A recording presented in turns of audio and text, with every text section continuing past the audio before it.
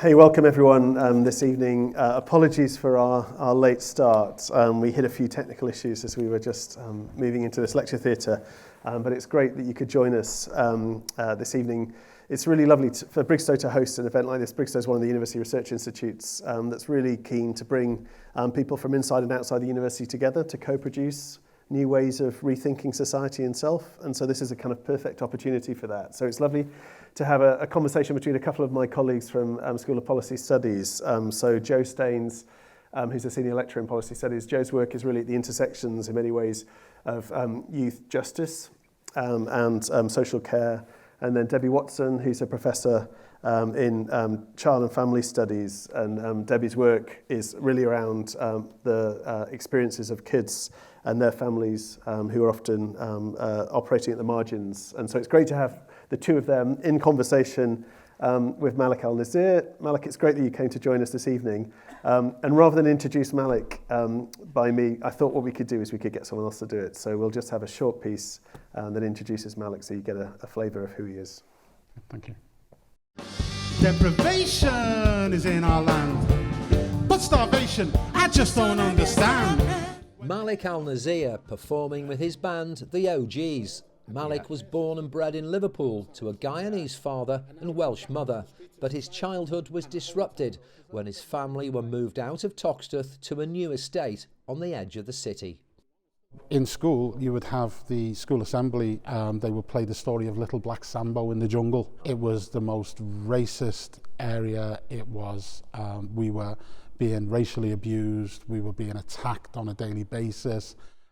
Things got worse for Malik after his merchant seaman father became ill and his mother struggled to cope. Aged just 9, he was placed in a children's home. He would stay in the care system for the next 9 years. I was ripped from my mother. I was put in solitary confinement at the age of 9 in a room with bars on the windows for 14 days and nights, and it was to be the beginning of what would be a brutal 9 years of in and out of the care system. Aged 18, Malik left the care system and was left to fend for himself. I was dumped in a hostel for homeless black youths in post-riot Toxteth. I have no real relationship with my siblings or my mother at that point, and I'm destitute. But then a chance meeting that changed his life. You see that black boy over there running scared, his old man in a bottle. Poet, musician and forefather of rap, Gil Scott-Heron was a giant of American music. Malik met Gil after blagging his way into his gig in Liverpool. And he said, hey, I heard you had some riots around here, you want to tell me about it? So as I started explaining it to him, he asked the promoter, he said, look, can you take us around? Because, I want to see these places for myself. So they dropped the band back at the hotel, and then I got on the bus with Gil, and I took him on a tour of the riot zone. The spirits guide us all in different directions, and sometimes they make sure we are exactly where we need to be. So let me say that on the evening that I met the brother in Liverpool some 21 years ago, I was exactly where I needed to be. That chance meeting backstage was the beginning of an unlikely but incredible friendship. Malik toured the world with Gil and his band. Gil taught him to read, to appreciate poetry and to write. He wanted to take me out of the situation in which I was in and allow me to sort of see a wider world. In the years that followed, Malik joined the Merchant Navy, worked in advertising, converted to Islam and studied for a degree. He received an apology from Liverpool Council for its failings during his time in care. He wrote poetry and produced music and, yes, got to hang out with Stevie Wonder, all the while being mentored by Gil Scott-Heron. Do you put where you are today down to that meeting with Gil and what Gil did for you? Had it not been for the intervention of Gil Scott-Heron as a mentor, as someone who saw my potential, I would not be where I am today. Malik has just finished his first year of a PhD in history at Cambridge University, and as an authority on the care system, he works alongside policymakers and politicians. His memoir, Letters to Gil, was published last month. Tim Scott, ITV News, Liverpool. So what we wanted to do was start in some ways with your relationship with Gil. Maybe, Malik, I can invite you just to give a performance of a piece of spoken word poetry. Sure. And then maybe after that we could move to Joe and Debbie in some ways in conversation with you about the importance of one caring adult within your own life and within the lives of kids within the care system. But over to you, Malik. Thank you. To kick us off. Well, first, I'd just like to thank everybody for coming out here tonight. It's a real privilege to be here, and I know a lot of you will be the policymakers and the social workers of the future, and I really just wanted to give you some insight into a kind of first-person account of what it is to be a child and powerless within the system. Can I stand up for this? Is that all right? Absolutely. Because I always do this a little bit better when I stand up. So, as a kid, I found myself completely and utterly powerless to do anything. I walked into the juvenile court at the age of 9 and I heard the words in loco parentis. I did not know what those words meant. They're Latin words, in lieu of the parent. At that moment, a stroke of the pen and my freedom was taken away from me, and I became a ward of the state, and the state took all parental control over me, and my mother lost parental control of me. So I thought about the entity of power. I felt completely powerless in that situation, but this non-existent person, this thing that had the power to do this to me, I wanted to say something to that thing, but I didn't know who to write to, so I addressed this in the form of a letter to power themselves. Dear Power, can you tell me who's responsible for the economic blight that plagues my hometown? See, I've spent half a life asking why the streets run down, where children play, corruption reigns, and broken dreams are wall to wall in council house and racist school. Mother of youth naive and true, she stands faceless in an employment queue. She's low on pharmaceutical dope, because you stole her kids. You said you'd help her cope. You had all the answers when she signed the sheet. You just bottled the kids so she was back on her feet. But when she came to take them back, oh, we're terribly sorry. You can't do that. The children ask, what have we done? The system says they're overrun. The social workers on commission. You're on the books, kid, there's no remission. The children striving to be free. The system lying, dreams of dying, mothers crying. The system's thriving.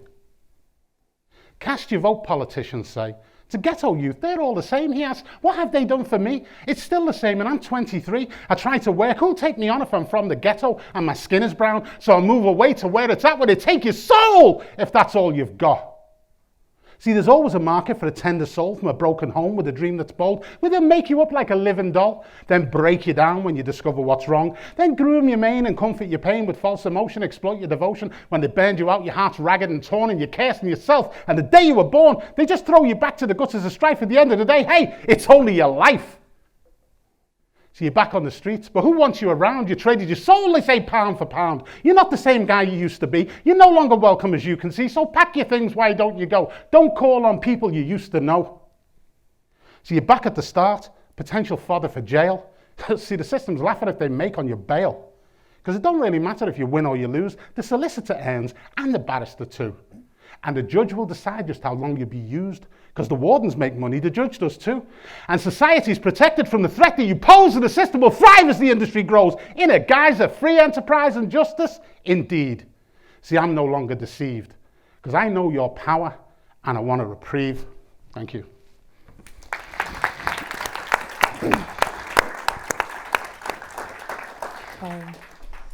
Thanks, Malik. Malik performed that to me on Zoom about 2 weeks ago, and I said, that's the story. we need to start with that. So really pleased to have you here, Malik. Thank you.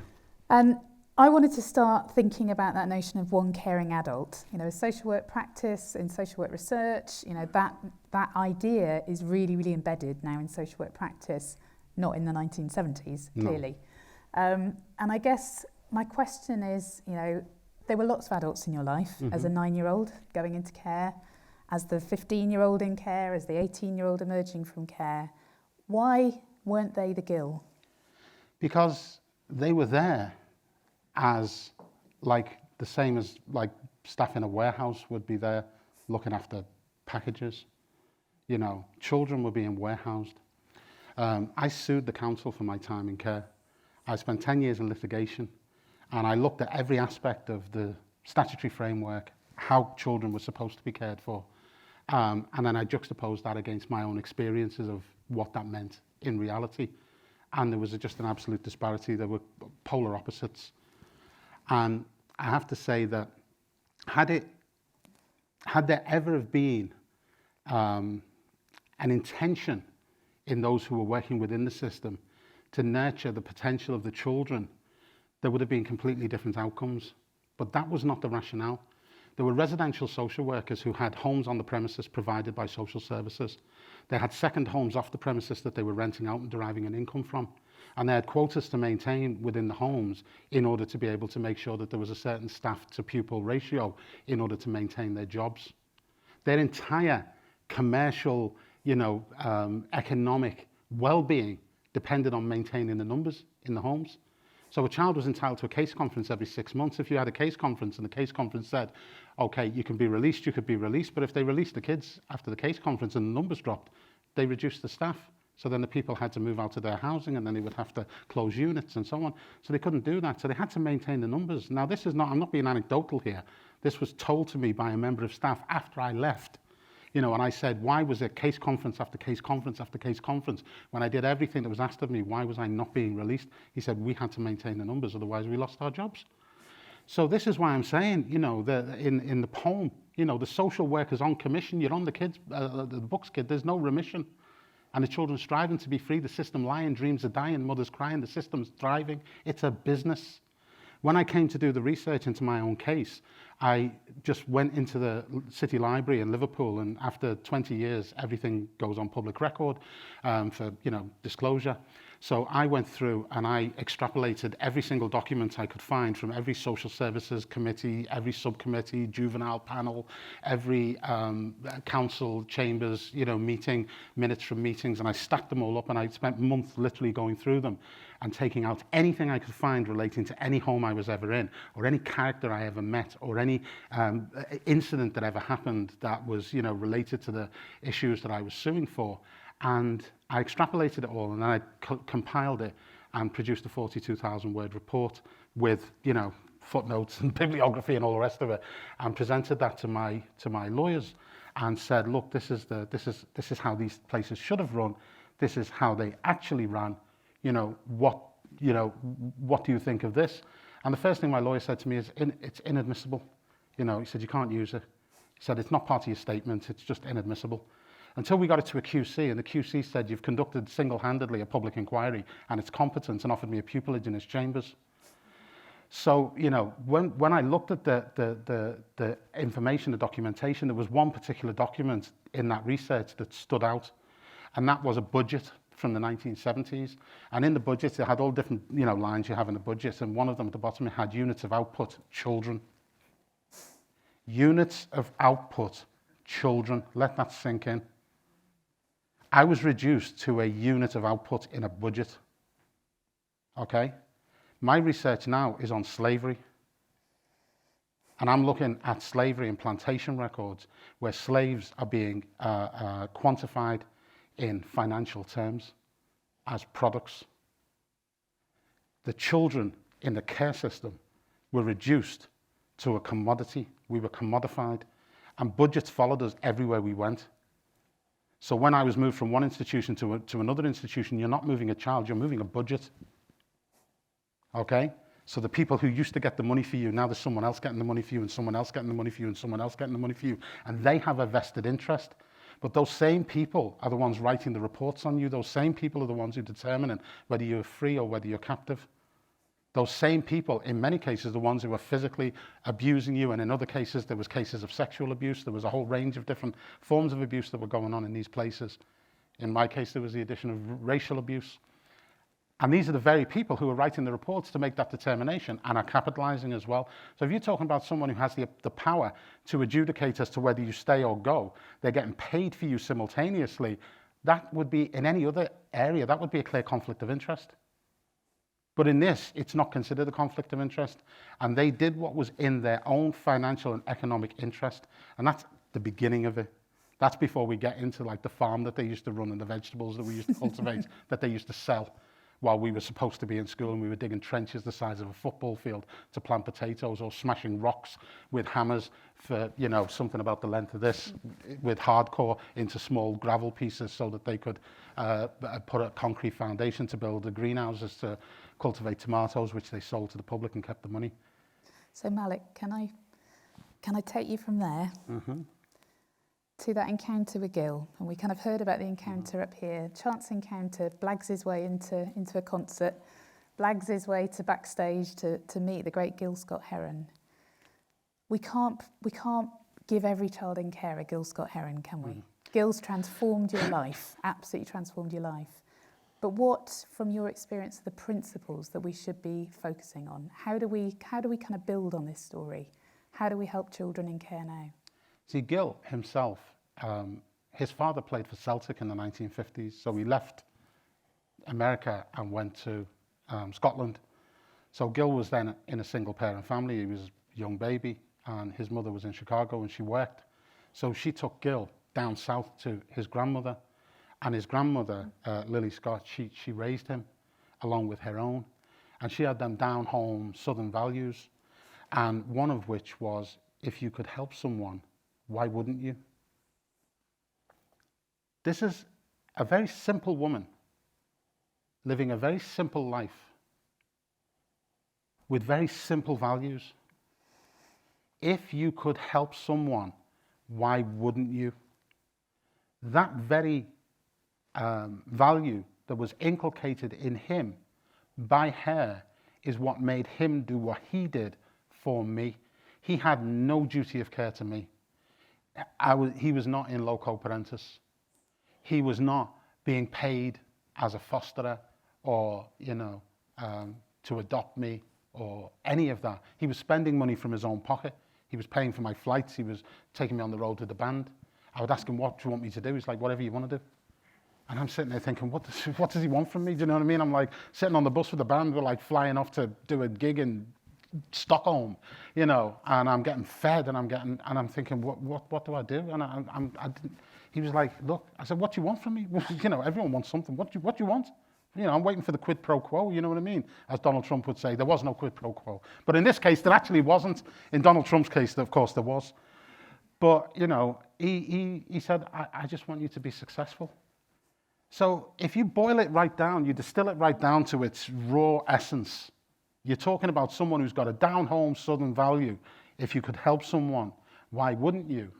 And then he's going to spend from his own pocket, and he's going to invest his time and his energy and his resources into someone he doesn't even know, from somewhere far away from where he's from, because of that value, where the only thing that he wants in return for that is for you to succeed.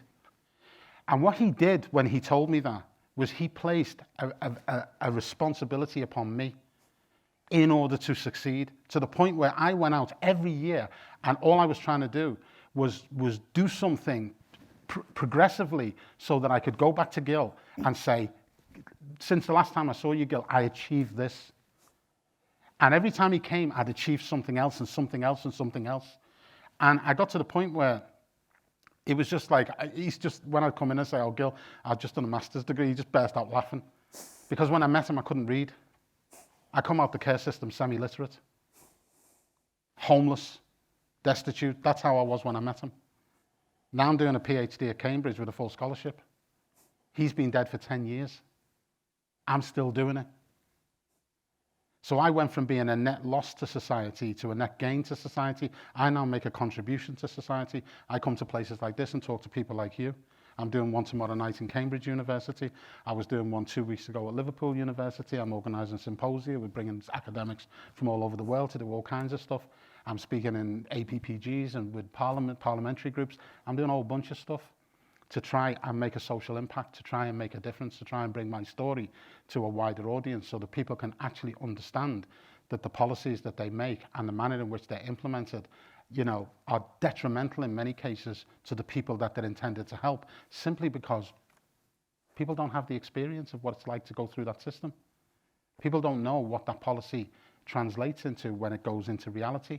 We had statutes, you know, the Children's Act 1969 that existed when I was taken into care. You know, we had, you know, official visitors who were city councillors who come to the children's homes. I had 9 years in care. I never met an official visitor, not once. There was paedophile rings running in every single home that I went into.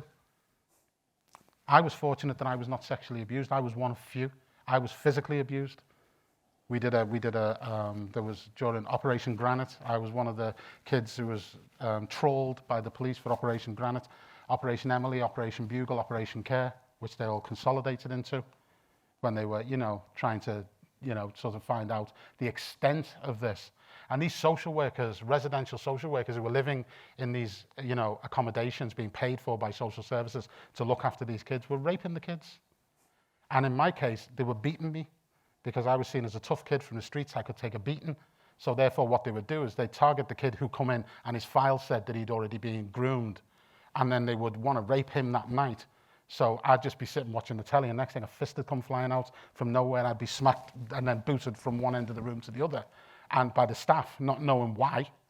And it was because he was going to the other kid and telling the other kid, if you don't want to get what he's just had, you need to do what I want you to do tonight. And that was what was happening, you know. But that didn't all come together until we all litigated, and there was 200 of us in a group action, and the barristers put all the information together. And when they started and I said I wasn't sexually abused, they said, well, your case is peripheral. The police were not interested in anything. I said, but I was physically abused. I was locked in solitary confinement. I had pinned down. There was racism. Not interested. Can't do nothing about that. No cause of action. No criminal investigation. None of that. If you said you were raped, yeah, we can do something. Other than that, no. So they had this big, massive group action, and I was peripheral. So I decided, you know what? If you had a murder and you had a rape, would you say that the rape was peripheral to the murder?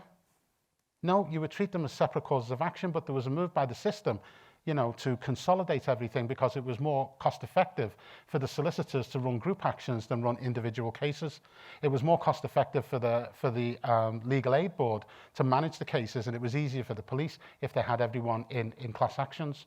So they forced square blocks into round holes, and I just didn't fit into any of that. So I had to fight for 2 years just to get removed from the group action to pursue my own cause of action, which resulted in me getting £120,000 of compensation, which was more than what anyone else got, and a public apology from the Lord Mayor of Liverpool on town hall letterhead.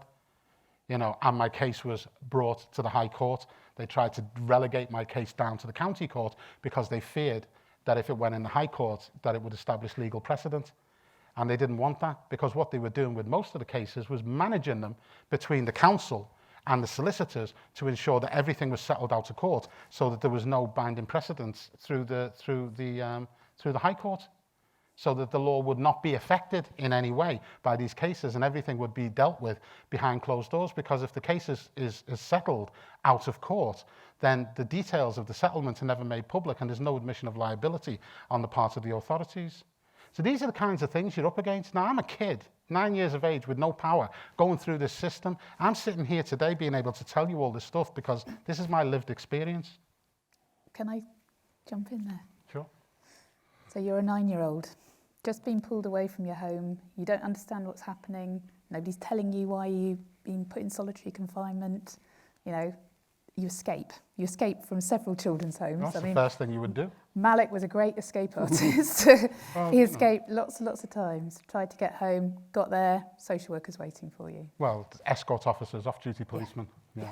Waiting to take you back to the place that you hate, the place you don't understand.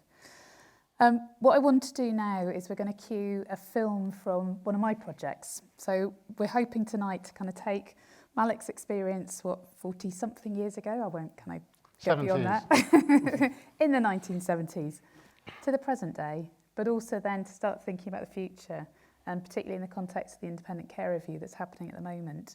So I've been doing some research with care experienced children and young people, with social workers in fostering and adoption, with adoptive carers, with foster carers, a whole range of stakeholders, around how do we talk to children about these kind of experiences. Yeah, how do we enable children to understand who they are, where they come from, what's happened to them, why they can't live with their birth families anymore. In Malik's case, he had a mum who wanted him at home. For many of the children that I work with, who Joe works with, you know, there are reasons why they you know, very often can't stay with their birth families. But as a kind of society, we're not very good at talking to children about this stuff. And all of that feeds into identity, and it all feeds into potential really difficult kind of mental health issues for children and young people later on, and potentially into the criminal justice system, which is where Joe's kind of work kicks in. So what I want to show you now is one of 6 films that we've developed as part of some open source training materials for social workers to work with adults, any adult, some of those caring adults in children's lives who are care experienced. Mostly those are aimed at adoptive parents, or they're aimed at foster carers, they're aimed at social workers, it could be teachers, you know, whoever that adult is that is the person that child wants to talk to or wants to ask questions of. And we interviewed the children, we interviewed all of those stakeholders using a really creative method called Sandbox, which you'll see kind of glimpses of in the video. And we took verbatim transcripts from interviews with all of those people, and we've put together a number of kind of film scripts. And this one is about identity, and it's about metaphor, and it's about hearing what children want and hearing children's struggles about not knowing. So it's really, really short, and I hope you enjoy watching it. But I then want to come back to Malik to ask him how it resonates with his experience all those years on. So we'll watch that now if we can.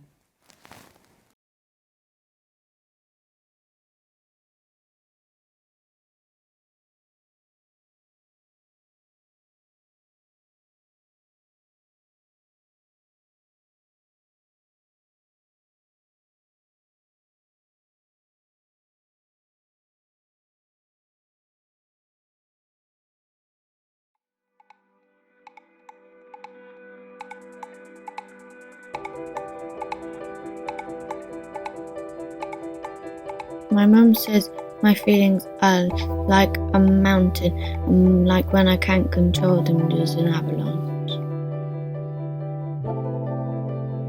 My family life is very hectic. It's a war zone. There's crumbling, no stability in the buildings. Snakes, dragons, dinosaurs. There are always things in the background that keep him awake. The abuse that he has suffered that derail him. We are terrified that he will get on some kind of transport and disappear. We are basically firefighting to get through the days. This bit in the middle is the bit where they're thinking, I can't say anything, I'm stuck, and I don't know what to do. Like a wolf howling. It always gets darker before it gets brighter. The anger that is being shown towards you as an individual is not to do with you. There's always more to it. If the moment is very raw, let it be raw. The explosion and the eruption. The volcano is like my temper, like when I'm tired, and because when it explodes, it's all like out of control and everything, but when it comes down, it's like all the destruction is caused. Then this bit crosses into a brighter side with flowers growing, love or acceptance. This side is my foster placement with, big house full of love all the time. This is no man's land, where I am. I still don't feel like I fit in anymore. There's nowhere for me. I just sit on my own little island in the middle. And this little tower with the ice cream, this is the perfect conversation where you feel like you're listened to, where you feel like supported. I went into a meeting once and I wanted to show off my new nails. I was really excited. They were just like, it's not the time. But those little things, are really important to me. The snakes. I don't know. They represent social services. I'm joking. I'm only joking.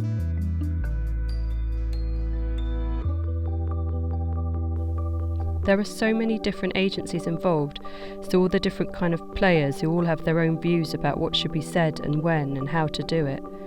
I think that you can kind of almost become a bit lost, and the danger is becoming a bit lost in that really, and you lose the value in why we're doing it and what is best for the child.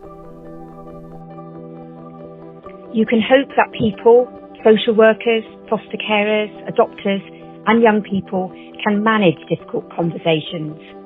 But the fears can create barriers in making that connection.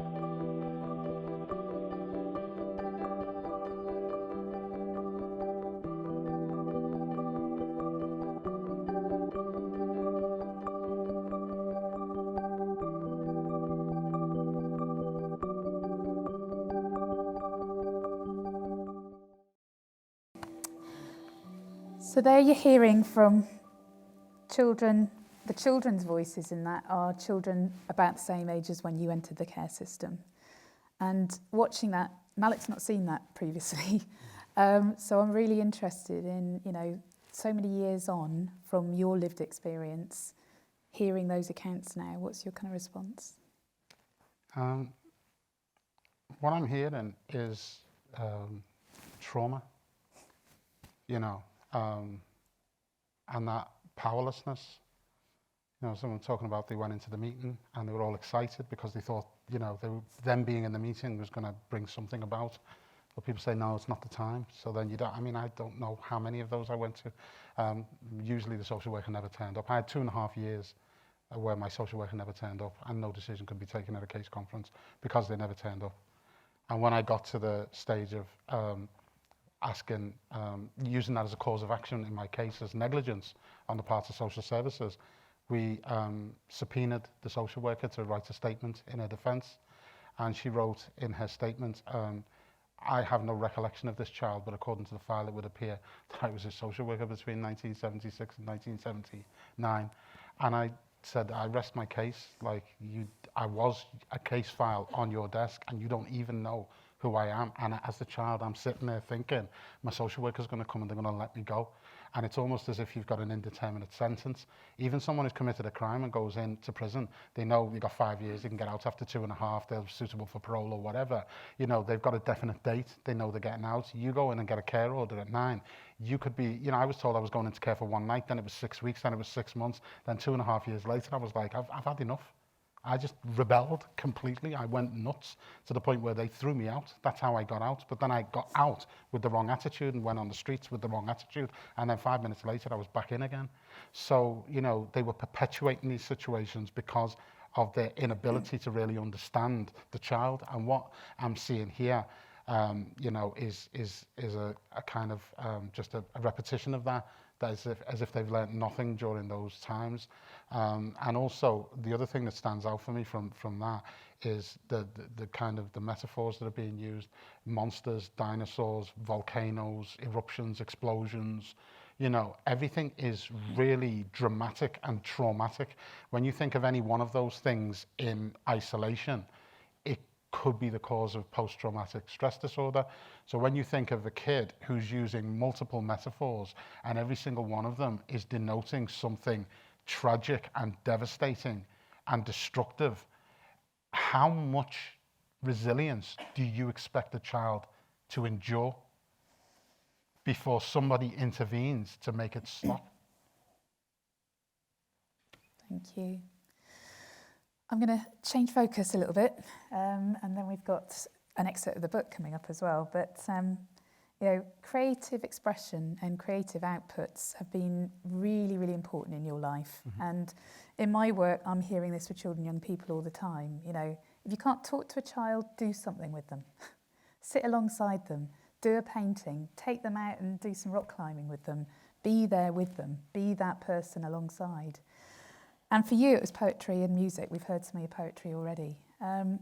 What's that creative enterprise meant for you in your journey? Well, I never sort of set out to be creative in order to find an expressive medium. It was just so happened that the person who took it upon themselves to mentor me was a creative person, and he was a poet. But he had a master's degree in English, and he was a writer and he was a published author. So, literacy was big on his agenda, and poetry was his staple, if you like. So he was showing me ways through poetry to become literate because I'd been out of school. See, when you go in the care system, like in those days, you went into residential care and the so-called community home with education on the premises. You'd have like 7 classrooms, there's 100 kids, and they'd subdivide them based on ability on an IQ test when you go in. So you could have a kid, like I was 9 years old, I had 16-year-olds in my class, and we were being taught at the same level, but for the most part we were not being taught for exams. There was no expectation for us to do GCSEs. Well, at the time it was GCO levels or CSEs. We didn't go to outside schools. There was only 2 people I ever know that was in there that went to outside schools. The rest of us all went to this so-called school, And for the most part, we were used for practical purposes, whether it was running the farm, milking the goats, keeping the bees, doing woodwork, doing pottery, doing, all of those sorts of practical kind of things. But, maths wasn't a big deal. We did a little bit, not much. We did no sciences at all. We did no languages at all. So when I came out, even going to university, even now, I can't do anything on a scientific pathway. If there's, like when I wanted to do my undergraduate degree, I wanted to do geography and environmental studies. I couldn't do EBS because I didn't have biology. So, I couldn't do physical geography because I didn't have, even general science. So I had to do human geography and demographics and things like that. So I was always, and sociology because you didn't need any prerequisites for sociology. And I did American studies because I had no prerequisites. I didn't have any of the subjects at all that were needed in order to be able to enter education. So, once you're in that system, you're just completely off the grid as far as education is concerned. So you just do not get the same kind of interventions that other people get in terms of nurturing someone's academic potential. And it was never an issue of whether or not I had the potential. I'm doing a PhD at Cambridge. I've done 2 master's programs and an undergraduate program in subjects that had no qualifications in any of them. My potential was never the issue. The issue was the system itself, and those so-called residential establishments with education on the premises was a complete and utter joke. So putting kids into those places and thinking that they're somehow being, given their rights in terms of, what you would do if you were a parent putting your child in school is just a complete and utter nonsense, because that's not the reality. It just isn't. Thank you. What we'll do in a minute is I think it'd be really great to bring Jo in and to bring a little bit more about the system failings, and in particular with Jo's work around the potential for the system. But maybe before we do that, can we just listen to an excerpt from the book? So sure. What we've chosen is a part from chapter 8 called Deep Sea. And so maybe we can listen to an excerpt from Malik's book, Letters to Gil, and then maybe we can finish off by thinking a bit more about the kind of future. So the sense of a system that's failing or has failed you, in a sense, of what's the potential for shifting and switching that system up. But let's listen to an excerpt from the book. While we just cue this, just to frame it, Malik's just joined the Merchant Navy. He's on a BP liner, and this is kind of in that context. Tanker, use the right word. I chose this piece from the audiobook, particularly because in the context of that sort of creative enterprise and the importance of your poetry, this is the kind of turning point where Malik, I guess it's having the space on the ship, isn't it? There were difficulties on the ship. Malik was experiencing a lot of racism. He was finding it very difficult to kind of get on with other people on the ship. And actually in that isolation, turning to poetry, and hopefully we can play it for you in a moment. The Thais taught me how to cook their food, and I learned some basic words in their language from their headman Tospon. They made my stay on board bearable. The space and time away from the hostile white crew was also a relief. With Gil's words in my ear encouraging me to be creative, I was able to experiment with my writing alone in my cabin at night, while the white crew members were getting drunk in the crew bar. At that stage in my life, my literacy was relatively poor, and I could still not read well, although my writing was improving. I found it a bit easier to learn to write than to read, as what I was writing was from my own imagination, while what I was reading was from someone else's. I was 20 years old, and the gaps in my education had taken a terrible toll. Not only had my schooling been completely disrupted after the age of 9, but I had been doing manual labour for so long that what little I did learn in the limited classroom experiences I'd had seemed a far distant memory. What I also didn't know then, because it wasn't diagnosed until much later, was that I suffered from both dyslexia and dyspraxia. I soon realised that poetry could be a great introduction to literacy. It served 2 functions. Firstly, it taught me how to use words in creative ways, giving me a higher understanding of the use of language. Secondly, I was not learning by rote, having devised my own system to learn words by myself. This meant I was not constrained by conventions, nor was I doing it because someone had told me to. So I became totally absorbed in the learning. I loved it. My thirst for knowledge continued to grow as my capacity for it expanded with each day. At sea, you have nothing but time, interrupted only by your required daily chores. I was a social leper on the ship for the most part, as there was always some reason to ostracize me. Being a black man, a non-BP man, a foreign flag man, all these factors conspired to afford me plenty of alone time on the ship, and I made full use of it. I started looking into the etymology of words. I wanted to know what their origins were. By understanding the roots of words and where they came from, whether Latin, ancient Greek, Arabic, Germanic, I could get a deeper understanding of their meanings. Poetry gave me the ability to really stretch language to its limits and refine my writing, which would help me in other areas later in life. I would spend 6 hours a night in my cabin, learning new words, experimenting with language and ploughing through books. That was how I came to write my first raft of poetry.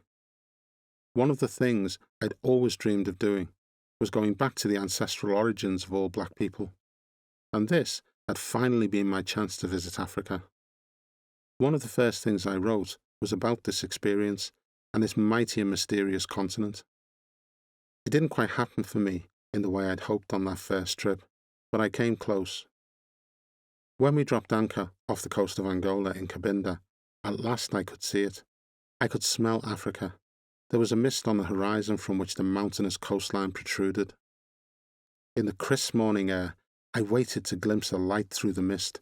The inspiration came over to me to write what I saw and felt in that moment. It manifested itself into a song, which I simply entitled Africa.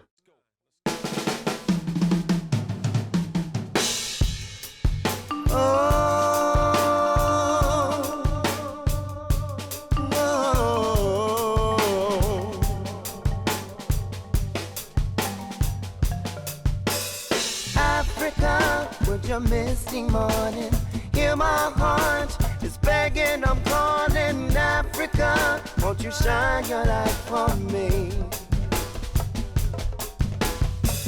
Though I travel as an Englishman, I've been searching for my fatherland. At last I'm so close I can see my Africa in front of me. Oh, Africa, with your misty morning, hear my heart is begging, I'm calling. Africa, won't you shine your light for me? Deprivation is in our land, but starvation I don't understand. When there's enough food for everyone, all we have to do is spread it around. Oh, Africa, with your misty morning, hear my heart is begging, I'm calling. Africa, won't you shine your light for me? I wanna go back to Mama Africa. Said I wanna go back to my homeland. I wanna go back to my Mama Africa. I wanna go back to my homeland. I know you're a troubled place. You're carrying the burdens of every race. I hope that someday we'll be free, so I can go home to my family tree. Oh, Africa, with your misty morning, hear my heart is begging, I'm calling. Africa, won't you shine your light for me? Shine one for me, oh. Ooh, oh, oh, Africa, with your misty morning, hear my heart is begging, I'm calling. Africa, won't you shine your light for me? Ooh, oh, oh, Africa, with your misty morning, hear my heart is begging, I'm calling. Africa, won't you shine your light for me? Shine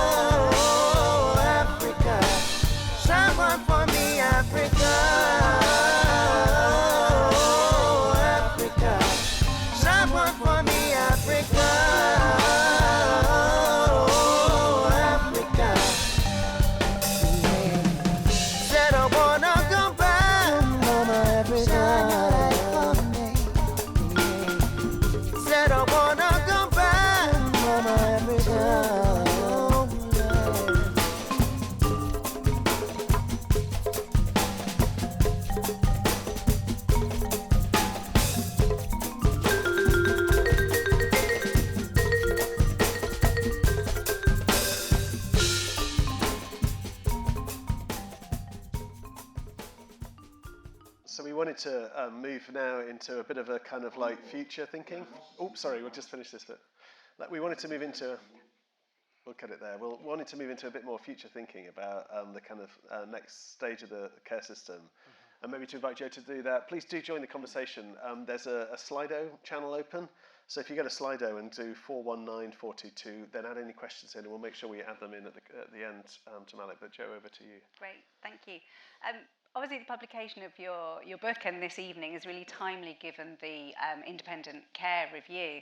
And I wanted to take the opportunity really to ask you to, you're reflecting on your childhood and your experience as a child in care, and particularly as a black child in care, to think about what we can learn and what the key messages are for the care review. I know you've made an independent submission to the care review, but whether tonight we could just talk about what those key messages are, particularly given the parallels that still exist, the growth of the private care providers that are continuing to make significant sums of money out of caring, supposedly, for children, despite some very, very worrying Ofsted reviews about the care that's currently being provided. So I just wondered if you could share some of your thoughts about how we can change, what we need to do to improve the care system for children and young people.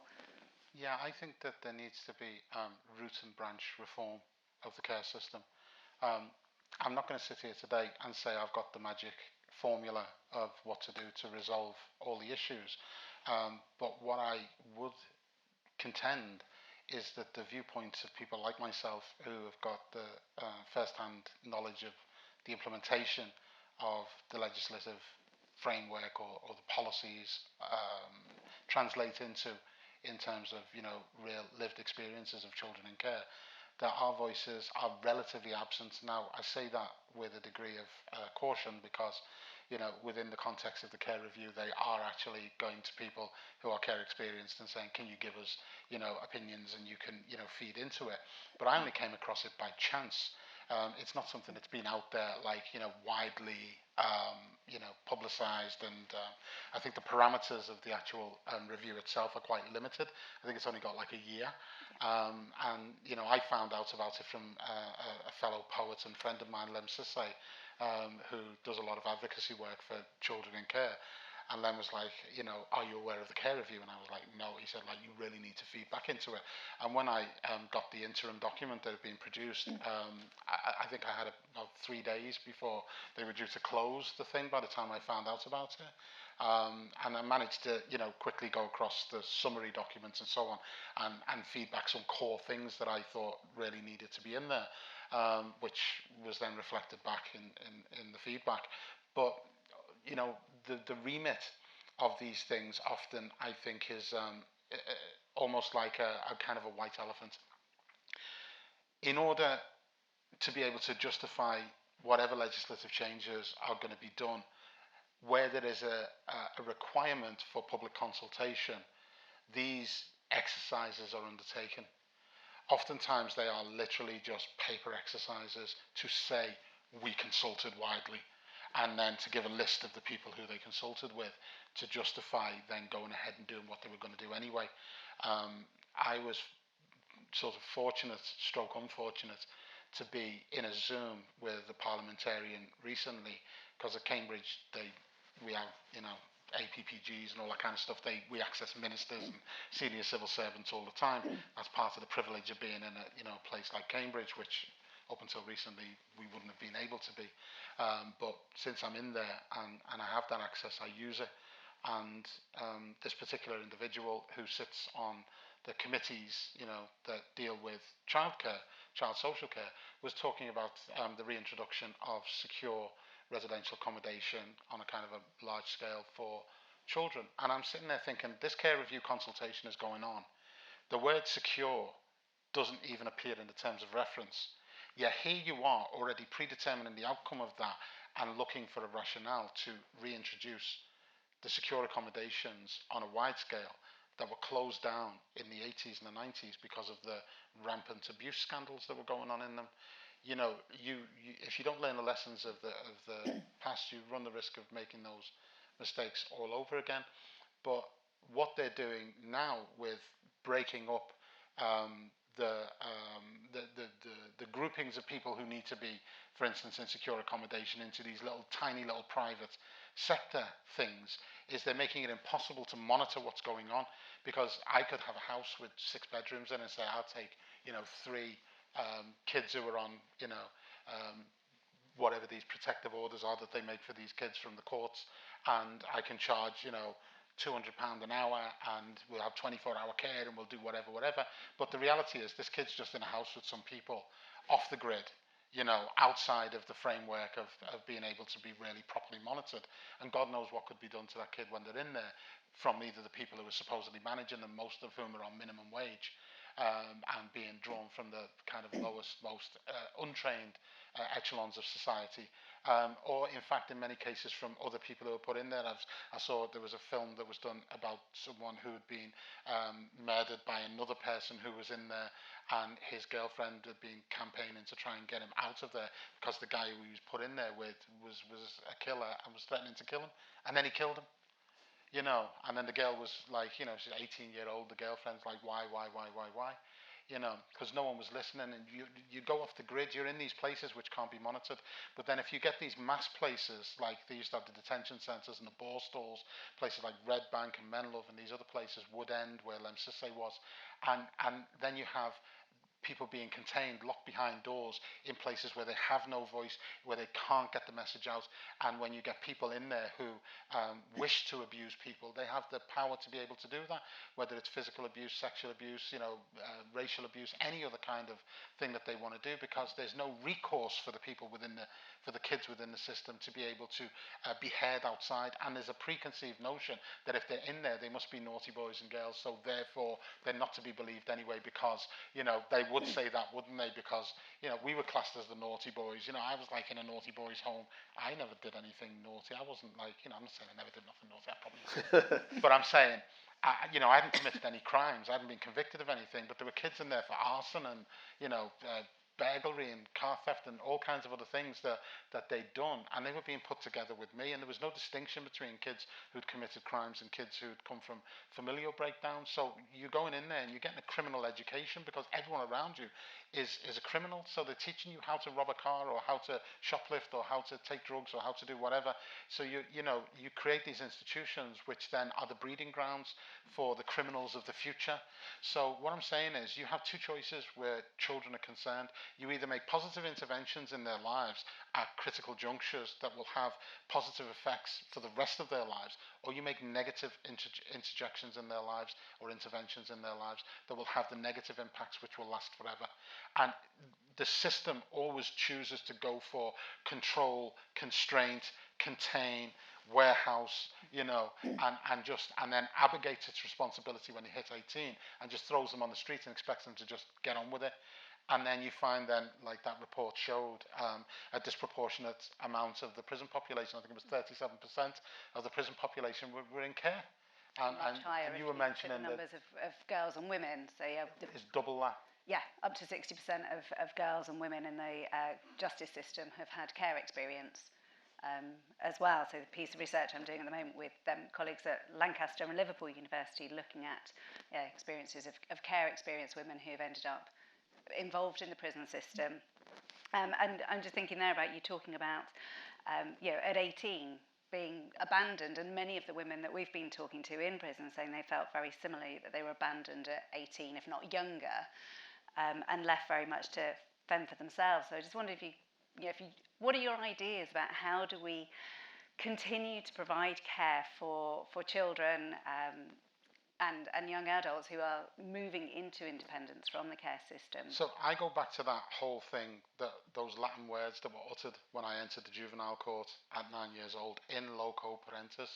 If you want to take away someone's entire family network, you want to take away every meaningful emotional connection, every bond of love that they've got, no matter how crap it might be, but it's still the uterine bond between a mother and a child, or that familial cushion, if you like, that exists with a wider family. You take a child away from that and you seize that child.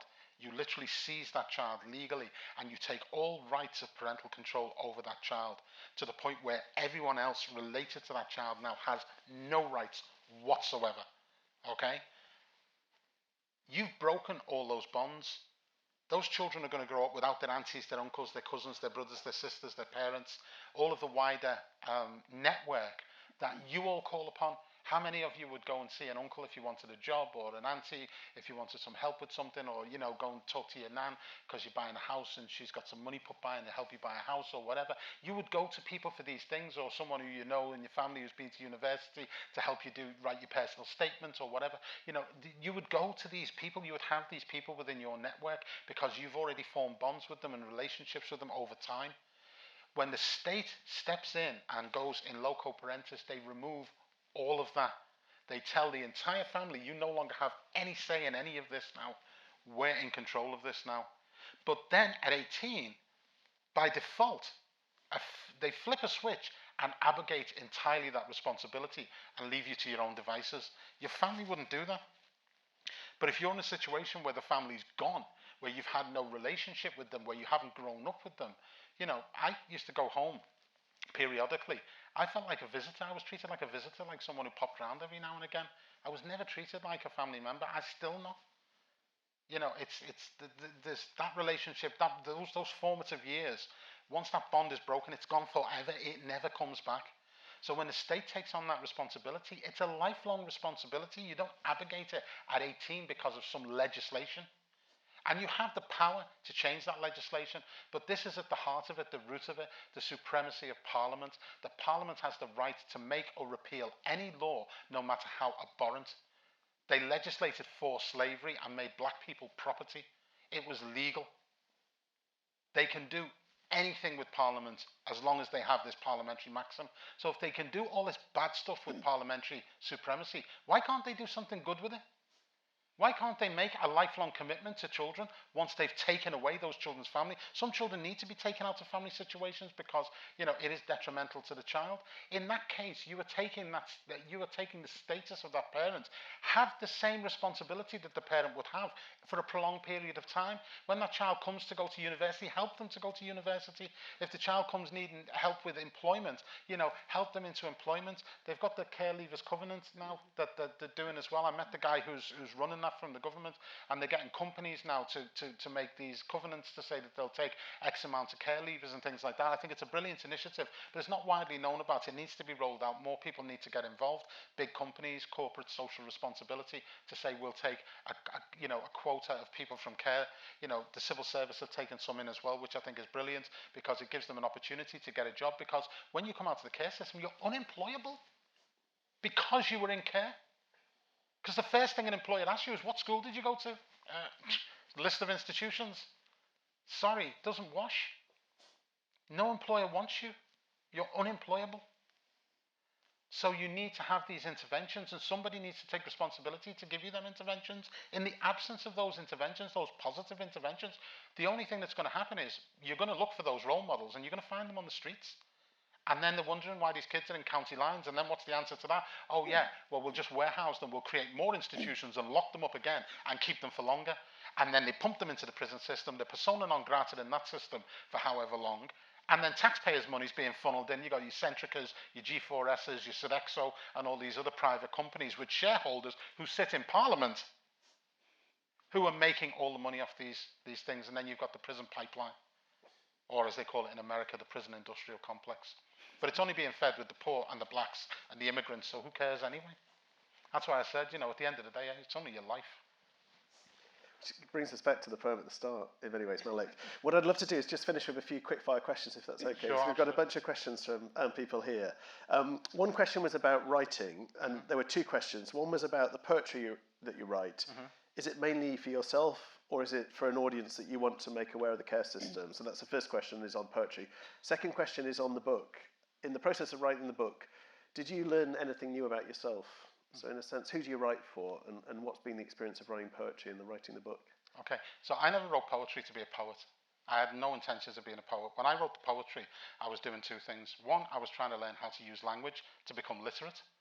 And two, I was trying to get all of the feelings and the thoughts that were inside me that were like, I described them as like being spaghetti junction, you know, it was just like a mass of things that were colliding inside me in my brain that were just like confusing me and causing me emotional turmoil. I wanted to get them out of my system, and I was able to get them onto the page. Once I could get them on the page, I could unscramble them, I could lay them out, and then I could structure them, and I could perform to them, and then I could make them coherent so that they would be meaningful to someone other than me. That process itself became a catharsis for me. It gave me the ability to resolve issues in myself. Once it was out of my system and it was in a poem, it was dealt with, it was resolved. I could put it away. I'm not saying I didn't still suffer the emotional harm of whatever had happened, but I'd been able to put it in a place where it was compartmentalized and dealt with, and I'd resolved it in the sense that I'd come to understand it through the process of writing the poem. So that was the creative thing for me that was the healing, if you like. But my objective was to get to college and university, and I couldn't get to college and university unless I was literate. So I was using that to become literate.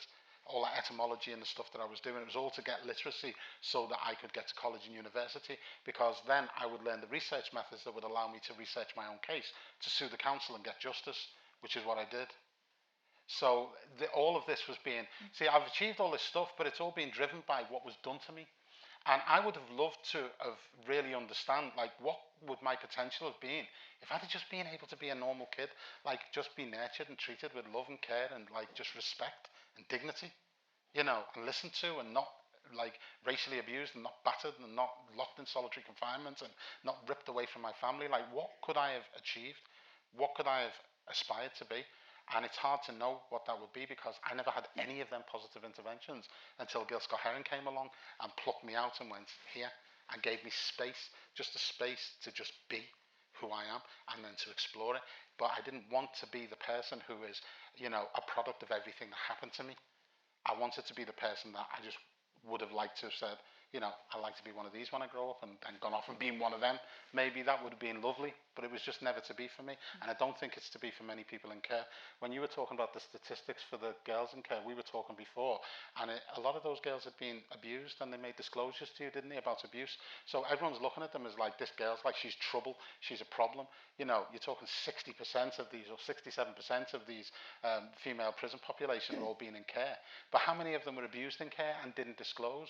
And then you're finding the disclosures there. You're looking at them as a statistic within the prison population. You're not looking at them as a statistic of abuse victims. Do you know what I mean? But if you were to juxtapose those two things, you would have a rationale for it, because there's a causal link between the abuse that they suffered, the trauma that they went through, and how they then behaved, which then landed them in that system. But if all you're looking at them is, oh, the naughty boys, the naughty girls, the this one in the home, the prison, the this, the that, then if you can only see them in that way, their voices will never be heard. You will never understand them. You're listening to me because I can stand in an academic forum and talk from an academic standpoint, because I'm an academic. If I had never got to that point, you would never hear my voice. It would never have come through, and this narrative would not be known to anyone other than me. Can I finish off with two final questions?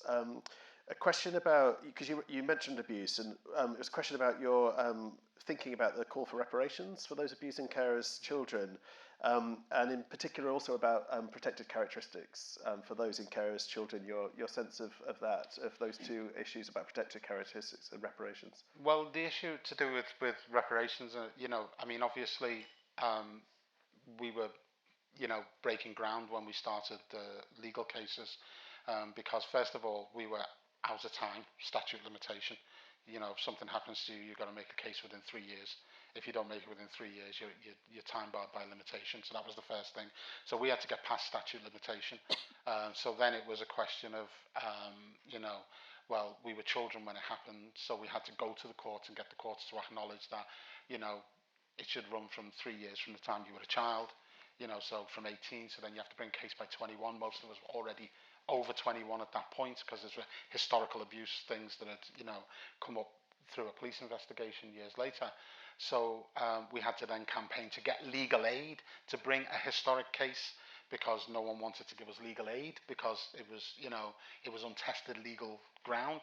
So we took 2 years just to get the legal aid board to agree to give us the legal aid. And then once we'd got the legal aid and we got the case back to court again, we had to get date of knowledge, you know. So we had to argue, and we did so successfully, that it shouldn't run from the age of 3 years from when you attain your majority, i.e. 18. It should, and then you have 3 years till you're 21, because what was happening in these institutions was so systemic that none of us knew that it was wrong. It was just normal to get beaten up by the residential social workers, and for some kids it was normal to get raped by them. It was just this was the reality of the kids in their care, so-called. So that normalization of all this abuse was so ingrained within every one of us, to one extent or another, that we didn't see it as being anything other than normal. So we wouldn't know that we could make a case. And the people who were doing it were part of the judiciary. We'd been, taken there by the courts, put in there and signed away by the judge. If we ran away, we were collected by the police and taken back there. We were being, abused by social workers who were hired by the council. It was being paid for by the taxpayer. Like, the whole entire system was being run by the state. So the state apparatus was the abuser. So how would we know if the state's telling us, you're maladjusted, you're a product of your environment, the society's being protected from you and all this kind of stuff. You're having that ingrained in you from childhood. So you're believing that you're the wrong thing and that everyone is doing what they do to you because you're the wrong thing. So when you grow up to believe that, how do you know that what's happened to you is wrong? So we argued then that it should be the point at which you come to know that that was wrong, that you should have 3 years from then. So that established then the date of knowledge. Once the date of knowledge was established, that opened the floodgates, if you like, for all of us to bring cases, and then we did. But in terms of the kind of liability issues, they still don't accept liability for these things, because the majority of the cases were settled with no admission of liability. The only time where there was admissions of liability is if there was criminal proceedings, and the criminal proceedings were prosecuted. Even when I was writing this book, the publishers asked me to change the names of some of the people because they feared libel, So I was arguing that no, we can't change the names. And there was one character in the book, there was a guy called Bob Murray, and they asked me to change his name. And I was like, no, I'm not going to change his name. And they were like, no, you have to change his name because, we've got no evidence against him, So allegations were made, but, he could come after us. So the publishers insisted I change his name. So they changed his name. And then 2 days after it went to press, I bumped into one of the kids who'd been in the same care home as me with this guy, Bob Murray. That's actually his real name. And now I'm making that disclosure, and I'll tell you why. 2 days afterwards, I bumped into this guy, and he said, oh, did you hear about Bob? And I said, what? He said he got 9 years in February for abuse of kids at Sydney House, which was the institution that I was in. And I'd walked in on this guy in a campsite in Keswick, forgot my cigarettes and ran back down to the tents. And there was a lad in there who we all knew was a rent boy. He was 17 years old, and that was the reason he come into care, because he'd been used as a rent boy. And the two of them were in their underpants, and he was giving them an oil massage. And so I'm like, I tried to say this to the police and to everyone, and nobody was taking any notice. And then allegations were made against this guy. No one took my evidence and compared it to his evidence. And because the kid he'd abused was schizophrenic, he didn't have any credible arguments. And because my case was only a civil case and not a criminal case, the civil evidence was not being used in the criminal case. So, because the police were not interested in my evidence. So all of these disconnects and disjoints just meant that there was no justice.